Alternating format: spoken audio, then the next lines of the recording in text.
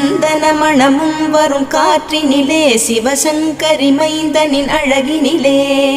பார்த்து மகிழ்ந்தேனே கண்களிலே அவன் பாதமும் பணிந்தேன் பக்தியிலே குஹா ஷண்முகா உன் பதத்தை துதித்தே உதிக்கின்ற வேதம் மகத்தான மந்திரம்